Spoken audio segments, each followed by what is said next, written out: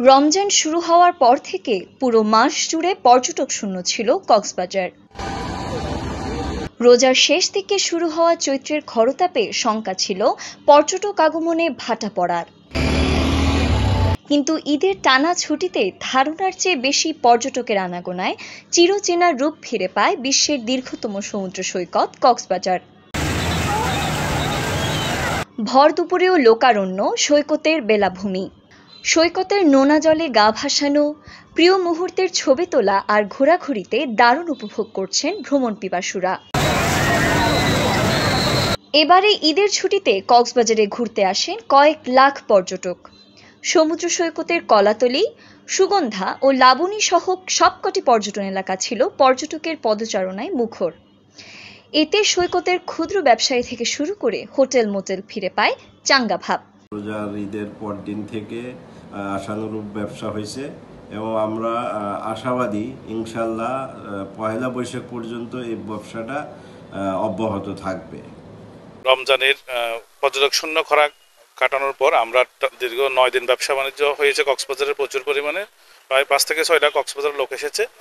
আমাদের প্রায় যে ক্ষতিটুকু হয়েছিল আমরা ক্ষতিটুকু খুশি, আমরা লাভের মুখ দেখেছি। আমাদের যেই প্রায় 300 থেকে 400 কোটি টাকা ব্যবসা হয়েছে বলে আমরা ব্যবসায়ীরা জানি এবং আমরা আশা করি আগামী পয়লা বৈশাখও এই ব্যবসাটা অব্যাহত থাকবে এবং আমাদের যে ক্ষতি হয়েছে সেটা আমরা ফুসিয়ে আমরা লাভের মুখ দেখব। এবং এভাবে কক্সবাজার পর্যটন শিল্পের যদি কক্সবাজার পর্যটকরা পছন্দ করে তাহলে কক্সবাজারের পর্যটন শিল্পের উদ্যোক্তা ব্যবসায়ীরা আমরা যারা ব্যবসায়ী আছি তারা আমরা দিন দিন নতুন বিনিয়োগে উৎসাহিত হব এবং কক্সবাজারের পর্যটন শিল্প এগিয়ে যাবে এবং বাংলাদেশ এগিয়ে যাবে। বিগত রমজানের স্থবিরতা কাটিয়ে কক্সবাজার পর্যটনে আশানুরূপ ব্যবসা হয়েছে। যদি সবকিছু অবস্থান ঠিকঠাক থাকে আশা করছি এটা চলমান থাকবে।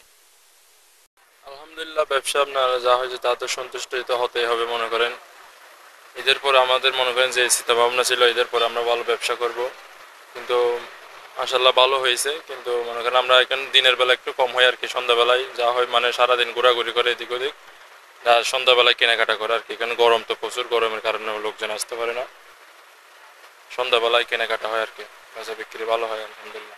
এবারে প্রত্যাশার চেয়ে বেশি পর্যটকের উপস্থিতিতে কক্সবাজারে শত কোটি টাকার বাণিজ্য হয়েছে বলে মনে করছে ব্যবসায়ীদের সংগঠন কক্সবাজার চেম্বার অফ কমার্স। এইবার ঈদ উল ফিতর পরবর্তী কক্সবাজার মোটামুটি পর্যটকে মুখরিত ছিল। আমরা আশা করছি যে এইবার প্রায় কক্সবাজারে যারা প্রত্যক্ষ পরোক্ষভাবে পর্যটন শিল্পের সাথে জড়িত 600 কোটিরও অধিক একটা বিজনেস টার্নওভার হয়েছে। আমরা আশা করব আগামীতে যাতে আমাদের যারা ব্যবসায়ী মহল আছে তারা যদি আরো একটু পর্যটক বান্ধব হয় তাহলে হয়তো আগামীতে আরো ভালো ব্যবসা হবে। সৈকতে বিনোদনমূলক ব্যবস্থা নেওয়া হলে দেশি বিদেশি পর্যটকরা আরো বেশি কক্সবাজার মুখী হবে বলে অভিমত পর্যটন সংশ্লিষ্টদের। News desk, TTN।